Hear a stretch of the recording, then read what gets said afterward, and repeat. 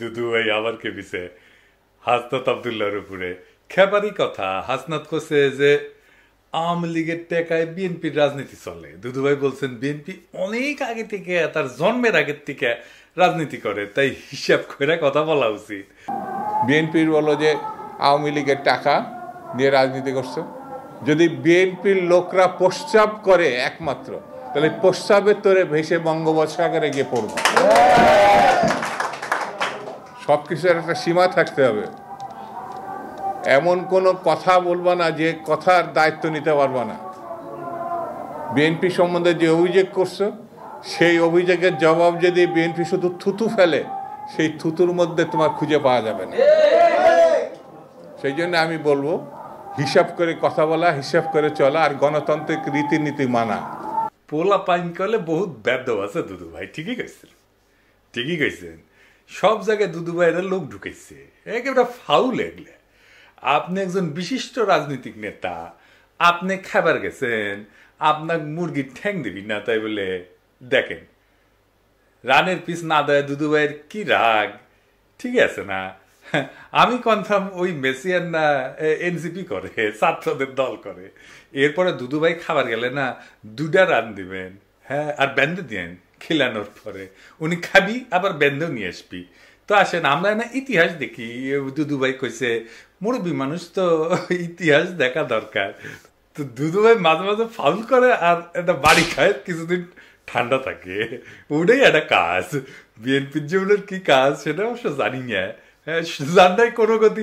সে নাকি হয় সহসভাপতি, তো উনি তো সহসভাপতি। তো সহসভাপতি আর বেটা মানুষের দুদু একই জিনিস। বিএনপির দুদু ভাইয়ের কাজও এক, ওনার কোনো কাজ নাই আসলে। বিএনপির মধ্যে ঐতিহাসিকভাবে আওয়ামীপন্থীরা কাজ করে। পাগলা ফজলু একটা উদাহরণ, হাবিবুর রহমান হাবিব আর একটা উদাহরণ। ওই নাকি জামাত ইসলামের লোকদেরকে মসজিদে ঢুকবার দিবি না, নামাজের ইমামতেও করবার দিবি না। আটঘরিয়ার কোন মসজিদে জামাতের কোন ইমাম কোন মুয়াজ্জিন আযান দিতে পারবে না, জামাতের কোন ইমাম ইমামতি করতে পারবে না। তো এই দুটোই ছাত্রলীগের প্রেসিডেন্ট ছিল। বিএনপির শাহ মোজ্জেম ছাত্রলীগের প্রেসিডেন্ট ছিল পরপর 3 বার। মনিরুল হক চৌধুরী আর এক ছাত্রলীগ, বিএনপি করে। এমনকি পরপর 2 বারের সভাপতি হওয়া কে এম ওবায়দুর রহমান, সেও বিএনপির সাধারণ সম্পাদক ছিল অনেকদিন। তো দুদু ভাই আওয়ামী লীগের টাকা মানে তো আওয়ামী লীগের নেতার কর্মীর টাকা, তাই না? কে এম ওবায়দুর রহমান যখন বিএনপিতে আসে বা অন্যান্য ছাত্রলীগের নেতারা যখন বিএনপিতে আসে, তার টাকা পয়সা কি আওয়ামী লীগকে ফেরত দিয়ে আসে নাকি নিয়ে আসে? আব্দুল ওয়াল মিন্টু যখন আওয়ামী লীগে ছিল, তার টাকা আওয়ামী লীগের টাকা না। আর আপনারা তো টাকা নিয়ে আওয়ামী লীগকে এলাকা ফেরাইতেছেন, কথাটা তো মিথ্যা না, তাই না? তাই বিএনপির মধ্যে আওয়ামী লীগের টাকা আছে তো, কথাটা সত্য তো। 71 টিভির দখল কে নিছে? হ্যাঁ, কে নিছে? বুলু ভাই নিছে তো। আর টিভির দখল কে নিছে? আর কইলাম না। এস আলমের সাম্রাজ্য কে দেখতেছে? সালাউদ্দিন সাহেব দেখতেছে। সামিটে যায় কে বসতেছে? হ্যাঁ, আপনাদের কোষাধ্যক্ষের ছেলে বসতেছে। হ্যাঁ, দখল করতেছেন সবকিছুই। দেখেন ভ্যান চালকের জমিও তো বাদ দিতেছেন না। 1200 বিঘা চিংড়ি ঘের দখল করেছেন। হ্যাঁ, আর দেখামো এডিটর সাহেব দেখাবো না। আচ্ছা ঠিক আছে, আজকে বাদ দিই, আজকে না দেখাই। বিএনপির যত দখল সে নিয়ে আলাদা এপিসোড করবো নি। এইটা সাহেব কি কর না কি? ঠিক আছে, আচ্ছা ঠিক আছে, এডিটর কইছে ঠিক আছে। তবে দখল নাকি ন্যায্য অধিকার ফিরে পাওয়া, মির্জা ফখরুল বলছে। এটাতে দখল বলা ঠিক না, আমি বিশ্বাস করি নাই যে এটা কইছে মির্জা ফখরুল ভাই। কিন্তু বিএনপির ভেরিফাইড টুইটার অ্যাকাউন্টে এটার প্রমাণ আছে। দেখেন এডিটর সাহেব দেখে দেন এটা যে ভেরিফাইড টুইটার অ্যাকাউন্ট, এটা দেখে দেন। আওয়ামী লীগের মিছিল করে দিতেছে আপনাদের লোক। আওয়ামী লীগের লোক ছাড়া আপনাদের বিএনপির কার্যালয়ের উদ্বোধন হয় না। দেখেন যে কটা জায়গায় আওয়ামী লীগ মিছিল করেছে সেইগুলো স্থানীয়ভাবে বিএনপির টাকা দেওয়া হচ্ছে, আমরা খবর পেয়েছি, আমাদের কাছে সব খবর আছে। 2-1 জায়গায় বিএনপি ধাওয়া দিছে সত্য, তবে এগুলো স্থানীয় অ্যারেঞ্জমেন্ট। আমি জানি না টাকা না পেয়ে ধাওয়া দিছে কিনা, সেটাও হইতে পারে। আমার ক্ষুদ্র ভ্রাতার ভগিনীদের কই, আওয়ামী লীগ এখন নিষিদ্ধ সংগঠন। মিছিল করতে দেখলে একাই আগায় যাবেন, একা থাকলেও ধাওয়া দিবেন, একা ধাওয়া দিবেন, 2 হাতে 2টা ইটা নিবেন, ইটে নিয়ে ধাওয়া দিবেন। এটা মিছিলে ধাওয়া দিয়ে দেখেন, এগুলো ভিতর ডিম। আপনি একলা ধাওয়া দিলে পলাবে, লিগে রাখতে পারেন, মাইরা হাড্ডি গুঁড়া গুঁড়া করে তেনা বানাই দিবেন, কিচ্ছু হবে না আপনার। নিষিদ্ধ ঘোষিত দলরে মারি দিচ্ছেন, বাড়ি দিচ্ছেন, কিচ্ছু হবে না। আমি দায়িত্ব নিলাম, কিছু হইলে আমাকে কবেন, আমি দেখবো। আসলে বিএনপি হয়েছে কি, বিএনপি করে আওয়ামী লীগ। বিএনপি আওয়ামী লীগ করিচ্ছে, এই বিএনপির আওয়ামী লীগ করা নিয়ে কথা বলি।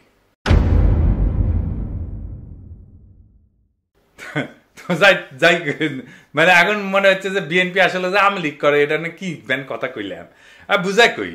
আওয়ামী লীগের যা কর্মসূচি ছিল, যা লক্ষ্য ছিল, তা বিএনপি কইরা দেয়।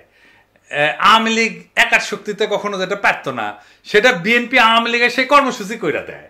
এখন দেখেন অনলাইনে বিএনপি আওয়ামী লীগ একই সাথে গেলায় আমাকে দেখেছেন, আমার কমেন্ট বক্সে দেখেন ফেসবুকে, বিএনপি আওয়ামী লীগ একই সাথে আমার গেলায়। তত্ত্বাবধায়ক সরকার কার দাবি ছিল? আওয়ামী লীগের দাবি ছিল। কোন সরকার সেটা বাস্তবায়ন করেছে? আইন সংশোধন করেছে, সংবিধানে ঢুকেছে বিএনপি সরকার ঢুকেছে। জিয়া কি ছিল? বাংলাদেশের প্রেসিডেন্ট ছিল, তাই না? প্রেসিডেন্সিয়াল সিস্টেমই বাংলাদেশের জন্য সবচেয়ে ভালো। প্রেসিডেন্ট সিস্টেম এটা বিএনপির কর্মসূচি। প্রেসিডেন্সিয়াল সিস্টেম থাকলে হাসিনা জিন্দেগি প্রেসিডেন্ট হবার পারল না নি। আওয়ামী লীগের দাবি ছিল এই প্রধানমন্ত্রী শাসিত পার্লামেন্টারি সিস্টেম। এই বিএনপি নিজেরা রাষ্ট্রপতি শাসিত শাসন ব্যবস্থার পক্ষ হইলেও প্রধানমন্ত্রী শাসিত শাসন ব্যবস্থা প্রবর্তন করছে বিএনপি, আইন করে বিএনপি প্রবর্তন করছে। এই পার্লামেন্টারি সিস্টেম ভালো কাজ করে যদি রাজা থাকে। এইগুলা সে সমস্ত দেশের জন্য ঠিক আছে, কিন্তু বাংলাদেশের জন্য ঠিক নাই। আমি এই এপিসোডে আলাপটা করেছিলাম, দেখে নিতে পারেন কেন প্রেসিডেন্সিয়াল পদ্ধতি বাংলাদেশের জন্য সবচেয়ে ভালো। আবার দেখেন বিএনপি ৭২-এর সংবিধান রক্ষা করতে চায়। ৭২-এর সংবিধান বাতিল করা সম্ভব না বলছেন মির্জা ফখরুল, দেখেছেন? তো আপনারা তো আসলে আওয়ামী লীগ করতেছেন, আর কি কি করতেছেন? আওয়ামী রাজনীতি। আসেন আর একটু দেখি। অসাম্প্রদায়িক বাংলাদেশ গড়া ছিল আওয়ামী লীগের রাজনীতি, আপনারা সেটাই করতে চান। এই দেশে অসাম্প্রদায়িক বাংলাদেশ আর বিএনপি লেখা সার্চ দেন না গুগলে, দেখেন বিএনপির কোন নেতা বলে নাই এটা। তারেক রহমান পর্যন্ত বলেছে আওয়ামী লীগ মুক্তিযুদ্ধের চেতনার বাংলাদেশ গড়তে চায়, বিএনপিও তাই চায়, দেখেছেন? তো বিএনপির তো তফাৎ থেকে আওয়ামী লীগ থেকে, বিএনপিতে বিলুপ্ত হচ্ছে আওয়ামী লীগ, দেখেছেন? আপনারাই ডাকতেছেন আওয়ামী লীগদের বিএনপি করার জন্য।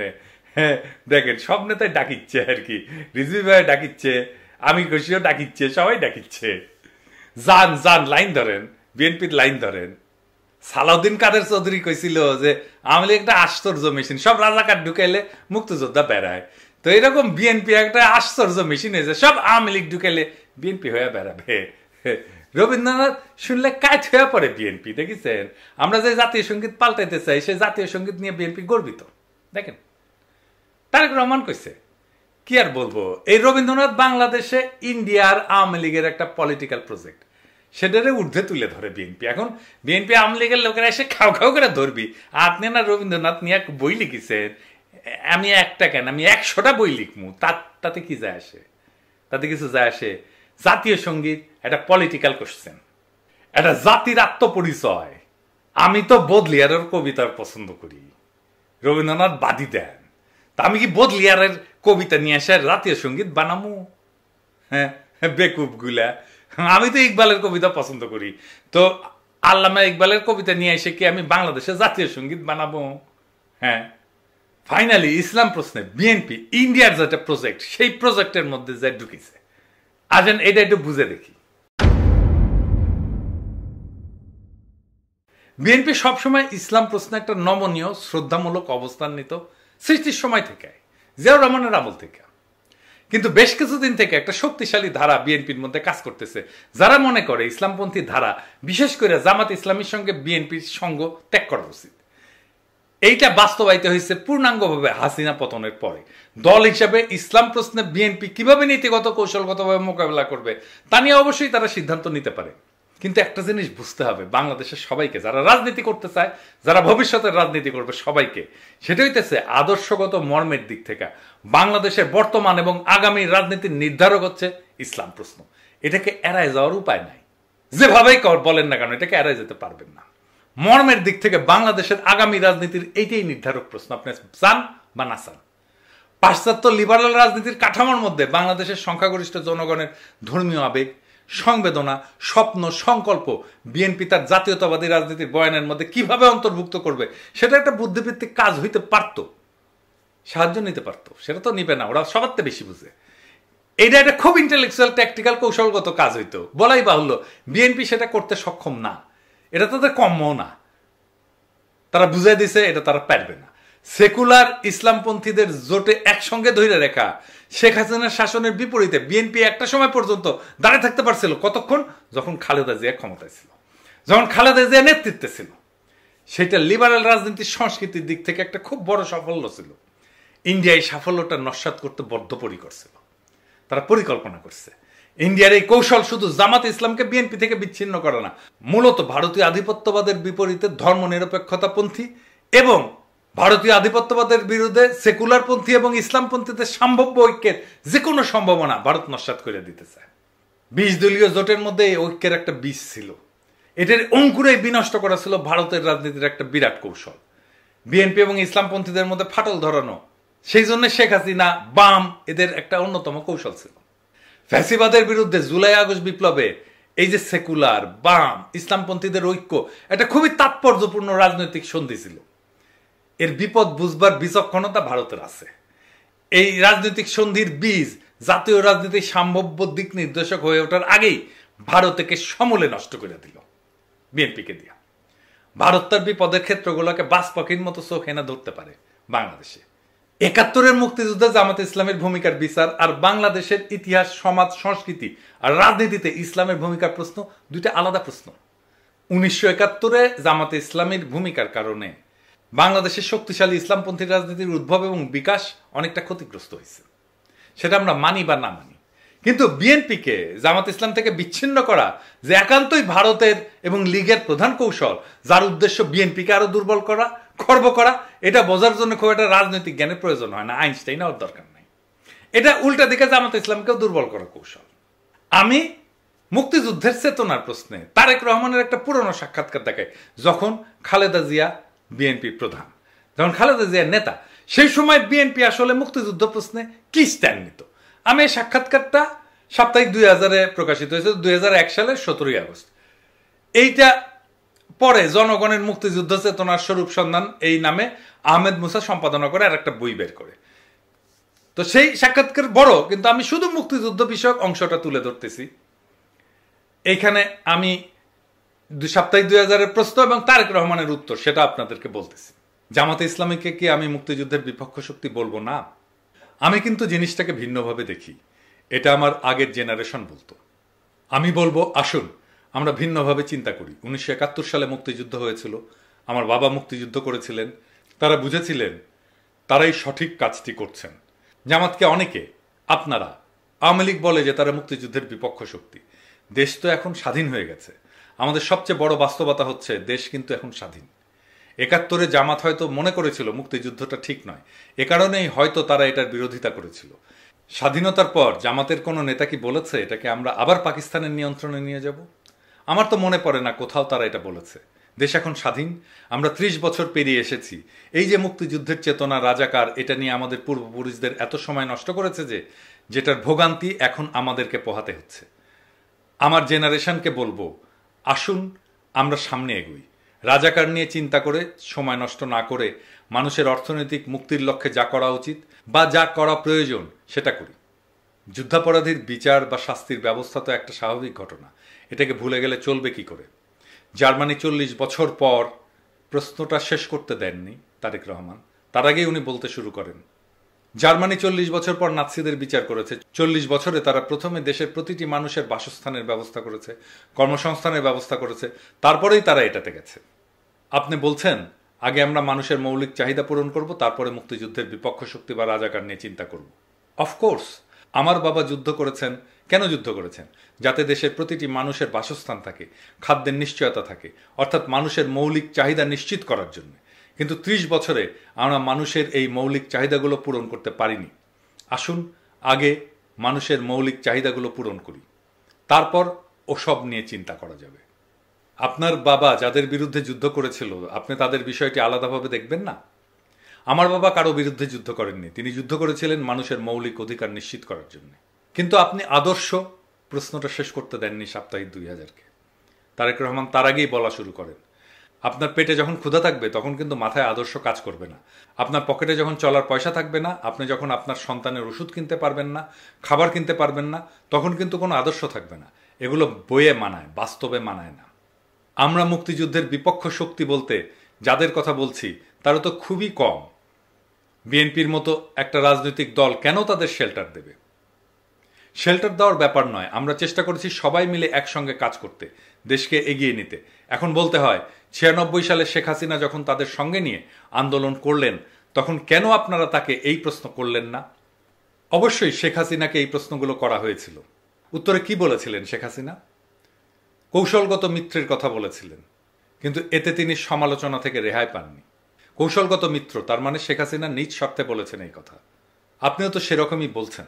না, আমি সেভাবে বলতে চাচ্ছি না। আমি বলতে চাচ্ছি আসুন আমরা সবাই মিলে সামনের দিকে এগোই। পেছন নিয়ে আমরা আর কত টানাটানি করব? আপনি জান না, একজন সাধারণ মানুষের কাছে মুক্তিযুদ্ধের যারা বিরোধিতা করেছিল তাদের প্রতি তার হয়তো একটা বিরূপ ধারণা আছে। কথাটা অনেকাংশে হয়তো বা ঠিক, কিন্তু এটাও ঠিক মানুষ এসব শুনতে শুনতে ত্যক্ত, বিরক্ত। মানুষ এখন নতুন কিছু শুনতে চায়, নতুন কিছু দেখতে চায়। বিএনপি এখন নতুন কিছু বলছে না, ওই পুরনো কথাগুলোই যা আওয়ামী লীগ বলতো সেটাই এখন বিএনপির কর্মীরা বলে, সেটাই এখন বিএনপির নেতারা বলে। বিএনপি নিজেই তার এই অবস্থান মানে না। বিএনপি এখন তারেক রহমানের দেওয়া বক্তব্যের উল্টা কথা বলে। এই বিএনপি কার খপ্পরে পড়ে এই রাজনৈতিক অবস্থান নিল সেটা কি বিএনপি স্পষ্ট করা উচিত না? নাকি সেই সময় তারেক রহমান সেটা ভুল বলছিল? বিএনপি যদি এর ব্যাখ্যা দিতে না পারে তাহলে তো আপনি ওই দলের কোনো কথাতেই আস্থা রাখতে পারবেন না। ওরা ক্ষমতায় যে যা খুশি তাই করবে, আগের সব কথা উল্টাই দেবে, তাই দিচ্ছে। আমরা কেন বিএনপির বিরোধিতা করি? বিএনপি আজ যেখানে দাঁড়ায় সেখান থেকে আর যাই হোক জনতার আশা ভরসার পথে হাঁটা যায় না। কারণ ছাত্র জনতা শুধু আওয়ামী লীগকে সরাই দিচ্ছে, তাতেই বিএনপি খুশি। কিন্তু বিএনপি আওয়ামী লীগকে ছুঁড়ে ফেলে দিতে চায় না। তাদের নীতি, ইতিহাস, তাদের বয়ান, এমনকি তাদের ভাষা বিএনপির গলায় উঠে আসে। জিয়া যে রাষ্ট্রপতির শাসন ব্যবস্থার কথা বলছিলেন, বিএনপি আবার সংসদীয় ব্যবস্থা বন্ধ না করে। যে জিয়া 72-এর সংবিধানকে বাতিল করে দিছিল, এখন সেই বিএনপি 72-কে রক্ষার কথা বলে। যে বিএনপি অসাম্প্রদায়িকতার নামে আওয়ামী লীগের হাইব্রিড বয়ানকে সামনে রেখা ইসলামী মূল্যবোধ থেকে সরে যায়, সে কি করে জনগণের প্রতিনিধিত্ব করবে? এটি কি পরিবর্তন, নাকি এক বিব্রতকর পুনরাবৃত্তি? বিএনপি একটা নকল বিকল্প, যেখানে পুরাতনের পোশাকে নতুন কিছু সাজানোর ব্যর্থ চেষ্টা চলে। যারা আওয়ামী দুঃশাসনের বিরুদ্ধে এক বুক আশা নিয়ে বিএনপির দিকে তাকাইছিল, অথচ এখন দেখে ওদের পাতে ভাত কম, কিন্তু বকবকা নিয়ে আওয়ামী বুলি আগের চেয়ে বেশি। ফ্যাসিস্ট হাসিনার জন্ম কিন্তু বিএনপির ব্যর্থতা থেকেই। ছাত্র জনতা তাদের নিশ্চিহ্ন হওয়া থেকে বাঁচাইছে বিএনপিকে, আর সেই ছাত্রদের মুতে ভাষায় দিতে চায় বিএনপি। যদি বিএনপির লোকরা প্রস্রাব করে একমাত্র, তাহলে প্রস্রাবের তোরে ভেসে বঙ্গোপসাগরে গিয়ে পড়ব। বিএনপির এই নীতিহীন সফট আওয়ামীকরণ প্রক্রিয়া আসলে রাজনৈতিক আত্মহত্যা। এই পথ জনতার না, এটা মিটমাটের, কম্প্রোমাইজের আর আত্মসমর্পণের পথ। এই পথ নতুন বাংলাদেশের পথ হতে পারে না। আজ প্রয়োজন নতুন এক প্রস্তাবনার, একটা মৌলিক বিপরীত রাজনীতির, যেখানে ইসলামপন্থী শক্তি, জনগণের জীবন ঘনিষ্ঠ চেতনা আর রাষ্ট্রীয় ন্যায় বিচার এক মোহনায় মিলবে। যেখানে মুক্তিযুদ্ধের মানে হবে না কোনো দলীয় ট্যাগলাইন, বরং জনগণের সত্যিকারের মুক্তির সূচনা। যেখানে ইসলাম ধর্ম হবে রাষ্ট্রের গভীর মূল্যবোধের ভিত্তি, আর যেখানে নেতৃত্ব আসবে জনগণের ভিতর থেকে, সেই নেতৃত্ব যে ভারতপন্থী না। বিএনপির সামনে এখন মাত্র দুইটা রাস্তা খোলা আছে: নকল আওয়ামী লীগ হয়ে মুছে যাওয়া ইতিহাস থেকে, অথবা আওয়ামীকরণ ছুঁড়ে ফেলে সত্যিকারের জনতার বিকল্পে রূপান্তরিত হওয়া। জনগণ ক্ষমা করতে জানে, কিন্তু জনগণ প্রতারণা চেনে।